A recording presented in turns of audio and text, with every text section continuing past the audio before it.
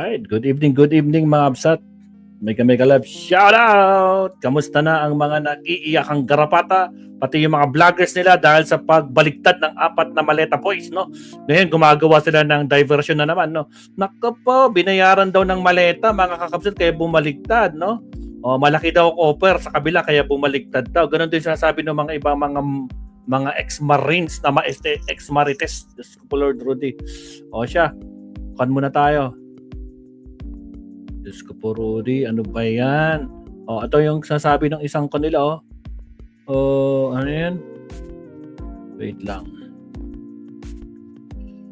Pakita muna natin. Ito na, Mabsat. Nakapaw! Boying, nagsalita na. Bakit buying to? Boying Rimulya. Nakapaw. Sa pagbaligtad ng 4 na maleta boys. Maya palitan natin tong buying. Bakit naging buying yan? Diyos ko Lord Roddy. Alright. Ito na nga mga kakapsat. No? Ito, sabi niya, sabi ni Walter Manalansan.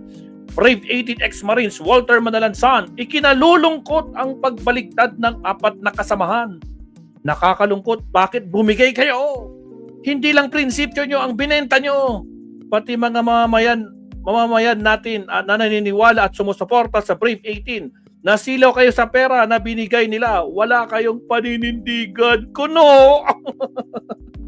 Nasilaw daw. Tanga! Ganon kayo katanga. Paanong nasilaw? Tandaan nyo. Tad kayo ng kaso. 10 hanggang 15 kaso. Lahat kayo. Balita ko nga, na-aresto na nga lahat yung 10 eh. Nako po, mga kapsat, Diyos ko Lord. Ito, tingnan natin ha. Balita ko na-aresto yata kayo eh. Oo. 10 maleta boys, walang pangpiyansa. Wala kayong pambayad sa pangpiyansa nyo, kaya arestado kayong mga kumag. Yan. Di ba siya yun? Siya ba to? Parang siya yun.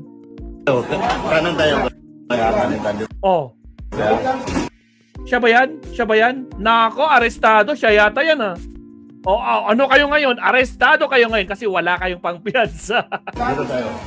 Tambak kayo ng kaso. Yan, gungunayo. Bagay sa inyo yan,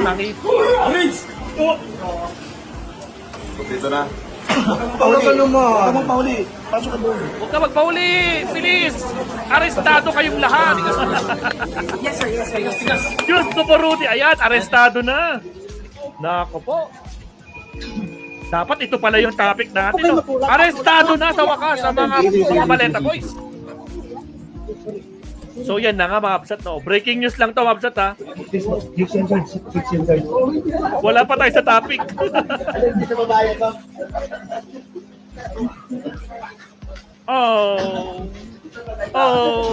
Putragis mga kakabsat. Arestado yung mga maleta boys. Wala sila pang bayad ng piyansa.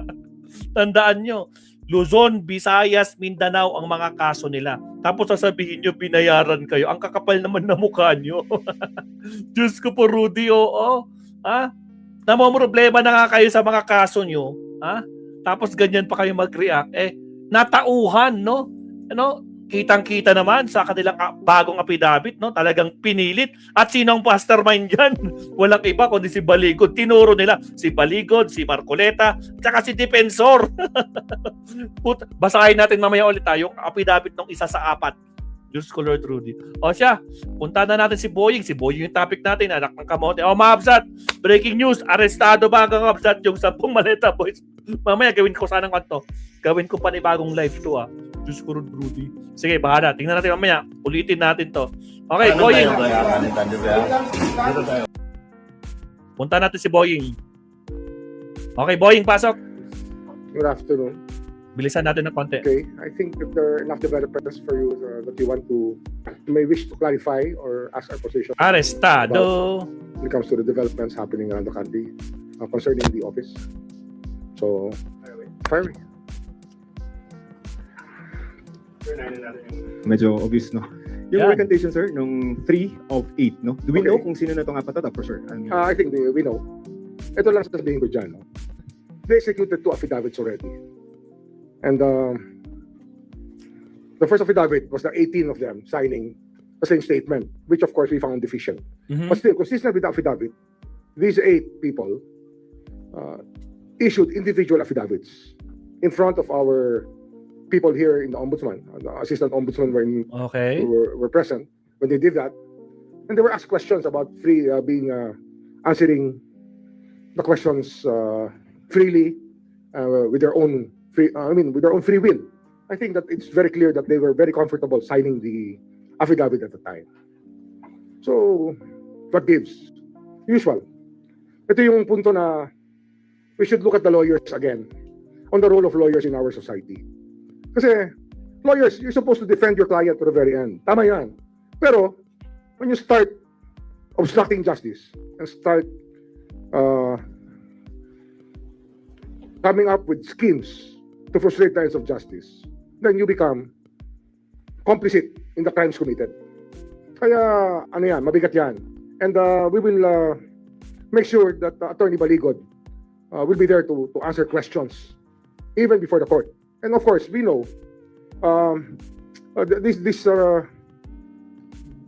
these people freely on their own went with one of the ombudsman people to go to the locations, and they were the ones who pointed at specific locations where they deliver the money. Oh, meron yan.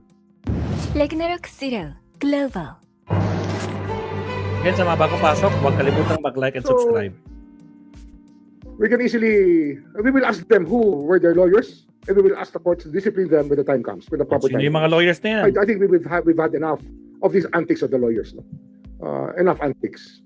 And if they think that it's the same thing over and over again, that they can just play hardball with us while violating the code of ethics, then watch out. We will not let it pass. Hindi namin palalampasin to. It's up to them. If they really want to fight it out that way, dirty, then we will just go to the Supreme Court and ask them to be defrocked and to be taken out of the role of attorneys. Sir, sinong lawyer po yung nire-refer nila? Now, I don't know. We will ask. Sino nga ba yung tukoy niya? Whoever they are. Kahit sino pa sila.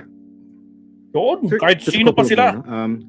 Direct na. May allegation na somebody from the ombudsman, I don't know who, hindi naman nakalagay din sa affidavit, no, na may prepared statement, he was threatened to sign it.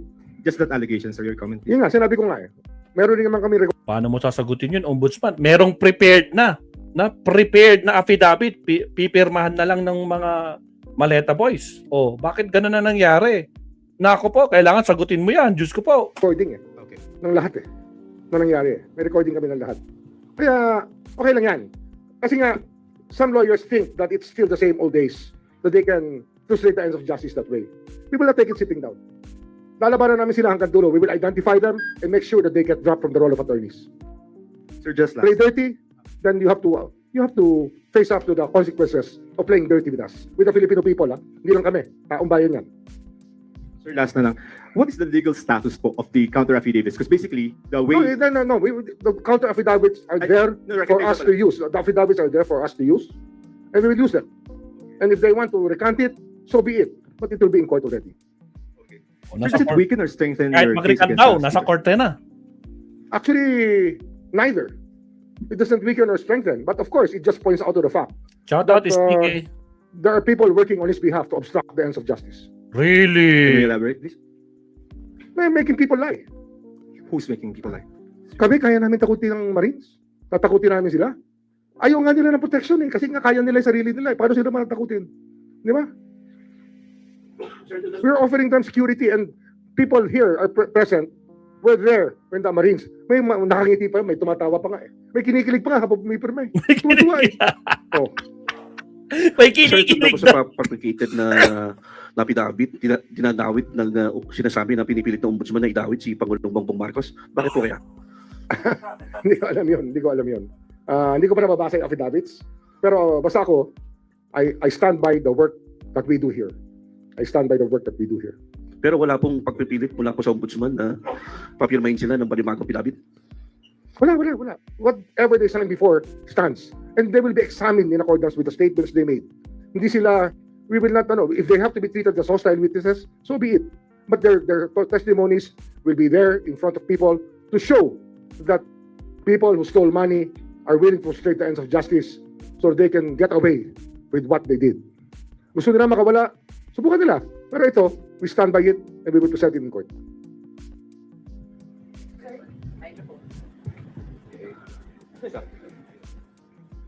Mike.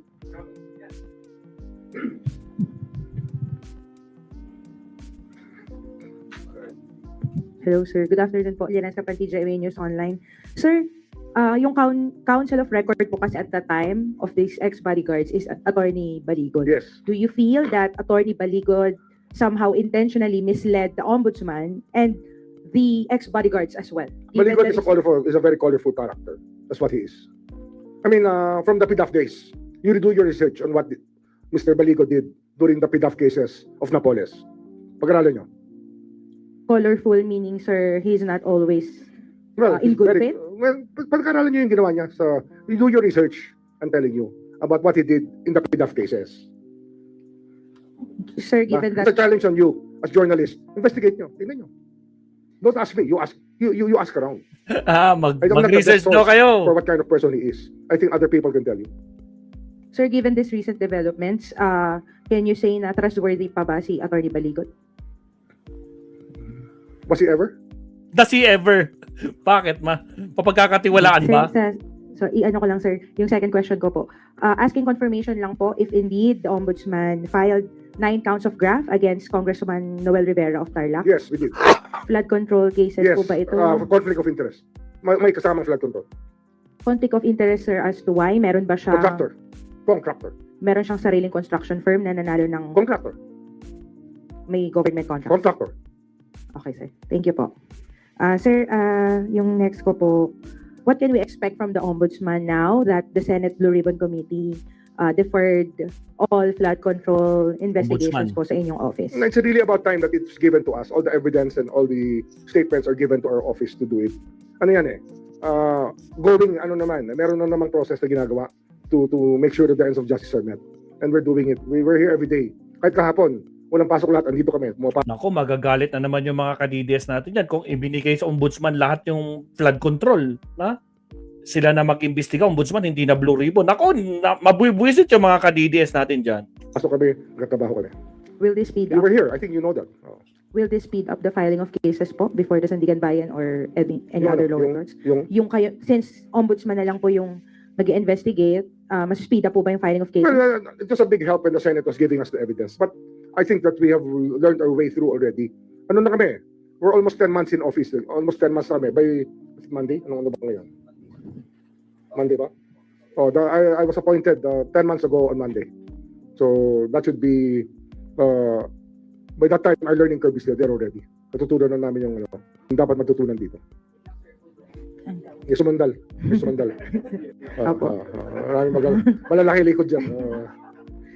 Sir, update lang po on the Ombudsman's bid to enlist former Public Works Chief Manny Bonoan as state witness. Tuloy po pa po kayo? We are still, he will be a witness. Manibunuan. And we will act on the proper time. We're not frustrated by that. It's okay. It's something that the court, in its exercise of discretion, may not grant to us immediately, but it will happen. Yes, ang kaya kami. Tsaka, he will still be a witness for us. Wow, witness He will pa din si cooperate with Bonuan ha. Talaga lang ha. Sir, meaning regardless kung ma-discharge siya dun sa existing cases, I think that's, pwede pa rin siyang pwede pa rin mag-witness naman. sa iba. Hindi naman sa regardless. We still want him to be given a special status kasi nga, he's a cooperating witness. I think that it's very common in criminal law to have cooperating witnesses treated better than others. Chowking Siomai Chow Fan. Feeling walk sarap. Tikman na. Yan sa mga bagong pasok. Sa mga bagong pasok dyan ha, baka naman, shout out sa inyo. Gawin nyo ng 100 yung like natin mga kakabsat. Like po tayo. Sir Camille po from TV5. Sir, balikan ko lang po yung kay Martin Romualdez. So, I believe, sir, na you mentioned na po before na isa rin po sa mga pinagbasehan no, para dun sa application po ng PHDO against Romualdez, yung naging affidavit nga po nitong 18. Among others. Among others. I mean, that's not the only evidence that we have. Marami kami ibang ebidensya pa. Pero sir, ano lang po yung assurance sa public? Kasi baka po isipin nila na, ayan na, nag-recant na yung iba, baka naman hindi Ang natatayo recantation ito. is frowned upon by the courts. That is the way that the courts are supposed to treat recantations. Especially, ito nga, twice na nag-issue ng testimonies against Romualdez itong mga to. Kaya when we bring them up as hostile witnesses, makikita nyo naman lalabas namin sila as hostile witnesses. Sir, what will happen doon sa apat na sinsagrikan sila? Itong affidavit ay They'll be dadalhin charged. ba dito? They'll be charged. What charge, sir? To be part of the, as part of the, we will do it. We will, as part of the accused. Na-charge namin sila. In which case? That's natural. That's natural. Kasi nga, kaya nga hindi sila chinarge. Kasi nga, tumitistigo sila. Pag hindi sila tumitistigo, di charge namin sila. O co-accused na sila. Co-accuse sila ni Martin Oh, Romualdez. magiging co-accused sila. Meron silang In what particular accessories. case, sir? Accessories after the fact. Covering up. Pinagtatakpan nila. Oh. Ano? Diba? Kung ano ang nagbalik sa kanilang isipan, kayo na mag-usap na. Alangan mo na ako magsabi kung ano nangyari dyan. Sir, na-interview din po itong si Attorney Baligod sa Las Piñas Court kasi nag-post sila ng bail doon sa kaso po na final po ni na Representative De Lima. Sa interview po sinabi ni Attorney Baligod na itong apat daw po ay inamin, yung may ilan daw po doon sa kanila na umamin na inaalok nga daw po ng pera para nga bumaliktad. Salvi Dilim, Hindi ko shout alam. out. Kaya nga, sabi Good ko nga, evening, good evening. credibility From na witness. Northern We will do Samar. that. Sa korte na yan. Kasi you may make a big thing out of it, but I tell you, it's to our advantage. Makikita mo talaga how desperate that camp is to take away the witnesses against them because we have built a solid case already. No. Okay, you have you referred to a camp that is Yes. taking away the The camp of witnesses. the accused. Sir, sa'yo naman galing, sir. The camp of the accused. You know what we're talking about? So you think The camp of former Speaker Romualdez, his lawyers, his strategists, his advisors, yung mga tumutulong sa kanya, kasama na yan. I wish I could give the other names, but wag muna. Saka na natin sabihin yung mga ibang pangalan. kumaga they're chipping away the... Oh, they're trying to do it. Yeah. They're trying to do Okay. it. They're desperate. Sir, just to clarify, you're saying po na posible na ang kampo po ni na Martin Romualdez ang nasa likod sa pag-record Siyempre, ng apat? siyempre. Ano pa? Ay, mga kakamsat! So, sinasabi daw, mga kamsat dito, nasa, ang nasa likod daw kayo nag-recant tong apat dahil kay Romualdez. Napaka-certain na. Isa pa nga. They're trying to do it. Okay. They're desperate. Sir, just to clarify, you're saying po na posible na ang kampo po ni na Martin Romualdez ang nasa likod sa pag-record Siyempre, ng apat? siyempre. Sino pa? Sino pa? Sino pa ba ibang makikinabang dyan pag nag-recant yan? O, di ba? O. Ang problema kasi dito, Ma'am Sat, no? Alam niyo kung bakit? Alam niyo kung bakit, no? Siyempre, ginawa kasing testigo yan nila ombudsman. Ginawang testigo yung 8. 'Di ba? Out of the 18, yung 8, kinuha nilang testigo. Then yung 3 doon, nag-recant. So, 5 na lang naiwan. At dahil nag-recant sila at binunyag nila mga pangyayari dyan, mga kakabsat, na according nga doon sa kanilang affidavit, na tulad na sabi ng isa, is talagang pagdating nila doon, talagang tinakot sila, tapos pipirma sila, or mawawalan ng protection yung family niya, or whatsoever. Basta ganun, maabsat, no? Tapos kaya na ala, ano nangyayari kay Boying Rimolya, mga kakabsat? Diyos ko po, Rudy, Josephine Barrios, shout out. Kabsat, shout out, shout out. Alak na walang kabote. Oo, sige tuloy. Sir, naging careless po ba ang ombudsman dun sa sunod Parang galit na galit si Kwan, no? Si ombudsman kay Romualdez. Bakit kaya? sunod na parang pagkatalo ng ombudsman, yung pagbasura ng Sandigan Bayan na malin sa mga kaso, si dating DPW Secretary Manuel Bunuan, tapos upang maging state witness laban kay dating speaker, ang pagkakalob ng anti-graft ng piyansa kay dating Senador Bong Revilla. Oh. Tapos itong pag-atras ng Meron na ba final decision? wala pa naman. Pero may So, tanong ko sa iyo, pag may wala pang final decision, Yes. ano yon? Oh, this is a long war. And it's only a battle. And it's not even finished. Those battles are not even finished yet. Marami pa yan. Marami pa paglalabanan dyan. May epekto po ba yun, Secretary? Sir, dun sa sa tumatakbong kaso ng ombudsman namin sa flood control? Anong epekto? Anong tanong yan? What question is that? What's your question? Next question. Thank you, sir. Thank you. Sir, so sa madaling sabi lang, ano po, sa para sa mga Parang ordinaryo. kargado kasi. No, parang kargado. Parang gano'n lang. Anyway, sir, sa madali lang maunawa ng mga kababayan natin dahil pumutok nga kagabi yung recantation issue na to. So, ibig sabihin po nito, paninindigan ng ombudsman yung pong mga nauna nilang sinabi. At Paninindigan yung namin. doon. At meron labas kami ng testigo na sa lahat ng pangyayari sa pagpirma ng mga affidavit. So, yung recant nila ron, sir, bahala na po sila kung sa korte po nila gagawin yun. Alright. Thank you, sir. Roberto Cabe, Ombudsman, shout out. Magandang hapon po. Grant Hilario from Bombo Radio. Sir, on other cases po, kumusta po yung investigation sa kaso naman doon sa energy kay Congressman Leviste and Senator Ricarda? Tuloy-tuloy. Shout out. Tuloy-tuloy yung Rosalinda Elopre, Sir, shout out. nakabalita po na kinumpirma ng NBI na nakaalis na po Batang si Tondo. Senator Ricarda at si Representative Leviste. Yung ba tatakasan talaga nila? I don't think tatakas sila. Public yan. Okay, sir. Public yan. Naniniwala kami babalik. Wait lang, sino yung tatakas? Kinumpirma ng NBI na nakaalis na po si Senator Ricarda at si Si Senator Ligarda. Tsaka yung mag-ina, yung si Solar Boy, tsaka si Solar Ma'am. Representative Leviste. Yung ba tatakasan talaga nila? I don't think tatakas sila. Public yan. Okay, sir. Public yan. Naniniwala kami babalik. Thank you, sir. Baka gusto nilang umuwi na nakaposas pag hindi sila bumalik, di ba? Agoy! At the start, Naku, you get to pick a naharangan shelter tayo. freely. Again, Once mapsat chosen, sa mga bagong pasok, baka naman huwag kalimutang mag-like and subscribe. Mga mapsat. Gawin nyo ng 100 yung likes natin. Maraming salamat. Wala pong bayad yan. Tuloy.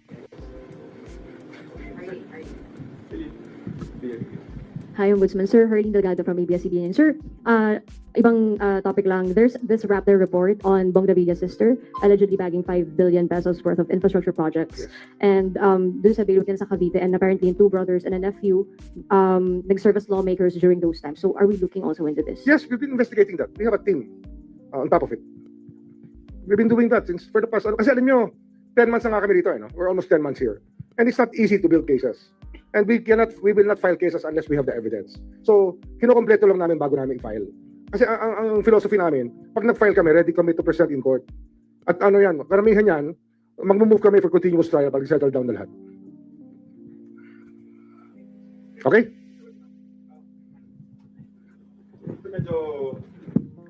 Medyo tautological yung question, no? Pero does the recantation as submitted, as published, no, make false the claims in the complaint affidavit?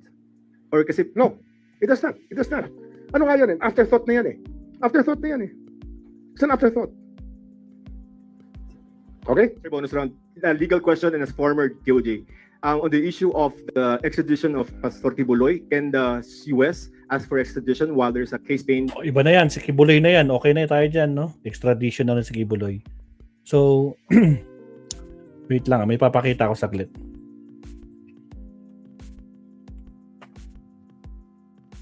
Sana nandito. Hindi. Si Romualdez pala yun. Teka lang, nandito ba? Ito. Mga absat, meron naman. Diba? Sabi ni Boying, malamang. Sino pa bang iba? Diba? Sino bang makikinabang dyan? No? Malamang si Romualdez daw. Pero sumagot si Romualdez, later Representative Romualdez denies Ombudsman accusation that he was behind the recantation of some of Zaltico's alleged former bodyguard. Pero ang statement na ko, no? Ay, Diyos ko Lord. Wala na. Wala pala dito. Wait lang. Saglit lang.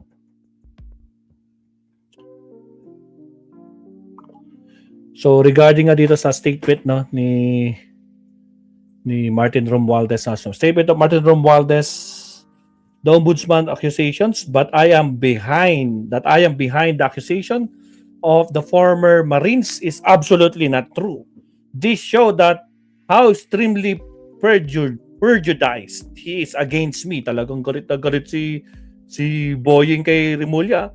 The recantations prove that I had been saying all along that the accusations against me are false and trumped up. Hindi ganito ang patas na paghahanap ng katotohanan. I will not intimidated. I will face every accusation against me and defend myself with the facts, the evidence, and the truth. Yan po ang sinabi ni Romualdez, mga kapsat. Pero pagdating kasi dito, mga kapsat dito, kikita nyo ba to? Pinakita ko to kahapon eh. Teka lang. Ako. Ang ilan ba yon? Ako po ay lumagda sa patunayan ng kasaningan ayon sa mga nakasa doon. Raw ay assign na mag-deliver ng pera. Hindi po totoo na nakadetalye sa sinumpaang salaysay. Bagamat inaamin ko po ay pinirmahan ko. Noong mga panahon na yon, ako po ay sinabihan na ako ay sasampahan ng maraming kaso at ikukulong ng matagal kung hindi ako makikisama at pumirma sa nakahandang dokumento. Kailangan daw itong sinumpaang salaysay kadugtong ng mahalagang investigasyon na hindi naman ipinapaliwanag. Sa kabila nito, ang pinagmulan nito ay simula sa 18 Marines na istorya ng mga basura para sa isang blackmail scam laban sa ilang mga kilalang politiko para palabasin at tumanggap sila ng iba't ibang mahalagang pera galing kay Saldico. Pinagmumungkay na pinangakuan kami ni Baligod ng malaking halaga pag naging matagumpay ang scam na ito. At bilang katibayan, sinabi pa nila na sina Congressman Defensor, Senator Marcoleta ang magsisiguro ng lahat. Bukod sa konting panggastos at sustenso, wala naman akong natanggap na malaking pera at ganun din ang alam ko sa ibang kasamahan ko. Si Roberto Makasasa, Waupan. Nitong mga Mayo, nahalata ko na pawang politika na lang ang diskusyon at imbis na pan ito ay nabatid ko na dahilan. Paulit-ulit na binipilit ako sa Senado at sa press dala ng utos ni utos ni Congressman Mike Defensor at Senator Marcoleta. Nako po, si Atty. Baligod na sila ang nagsasabi kung ano ang dapat naming sabihin, mga pahayag sa publiko, at kadalasan si Atty. Baligod ang nagsasalta para sa amin hanggat maaari siya rin ang magde-decide ng mga lakad na paglabas namin. Lubos po akong takot ko noong ako ay hinarap sa abogado ng ombudsman dahil alam kong may kapangyarihan silang gawin itong pananakot at papakulong sa akin. Lalong-lalo na po na alam po nila na ang ID ko at iba pang may impormasyon tungkol sa akin at ating pamilya. Hindi ko nakayanang tumanggi sa pagpirma sa sinumpaang salaysay na tinding pamimilit. Kasalukuyan pa dito ang naging totoo. Sinabi ng abogado na hindi na magtatagal ang mapapakulong sila Defensor, Marcoleta, Baligod sa kabila ng kalaban ng gobyerno. Nangyari naman ito nang napakulong na kaya't minabuti ko ng umiwas at ilayo ang sarili ko sa mga istorya ng mga maleta at basura na hindi ko naman alam. Ang tunay na trabaho ko ako ay security niya, ng pamilya niya mula hanggang 2025. Hindi ko maisip na kung anong klaseng panganib ang maaaring mangyari sa akin kung hayaan ko na lang na hindi umiimik sa bagay na ito. Dahil sa sobrang atensyon ng media at publiko, pumirma ako para makaalis sa ombudsman nung araw na yon. Ngunit ang tunay na sinasaloob ng ko ay kahit ano pa ang noon ay pahindian ang sinumpaang salaysay na tiyak magiging sanhi ng madami pang problema sa mga darating na araw. Ito ang punto. Ito ay mapunta sa korte o iba pang investigasyon ay kasapi ng ibang matataas na kapangyarihan na tao. Grabe to. Nilabas yung ibang klase, no? Talagang ready-made na mga kakabsat. No? Pero hindi sila pumayag, no? Ito na. So, bistado mga kabsat. Ito talaga. Samantalang yung sabi ng mga garapatang vloggers ng mga DDS, no? Binayaran daw itong 4. No? Binayaran daw. Tapos ang tinuturo nila, syempre, kampo ni Romualdez. At yun din nga ang di ba? Kaya bumaligtad yan, dahil kay Romualdez daw. Diyos ko Lord. Naka po. Diba, Sir Leonardo? Diba? Kaya, ngayon, Sir Leonardo, kulong sila ngayon. Arestado sila kanina. Mga kakabsat. Arestado sila. Pakita ko sa inyo. Arestado ang mga kumag. Ito, arestado yung mga kumag. Ba't nawala? Sa mga late po, ito po, arestado po yung mga kumag, mga kakabsat. Patalastas muna. Haba ng first topic natin. Dami kasing arestado, mga kakabsat. Ito, arestado sila,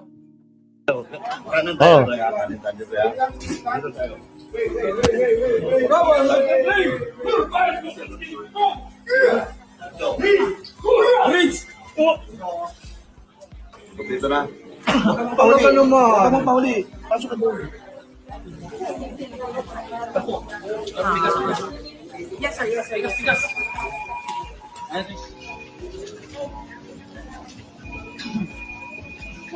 Huwag po kayo makulat. Ang tulak man. Sige.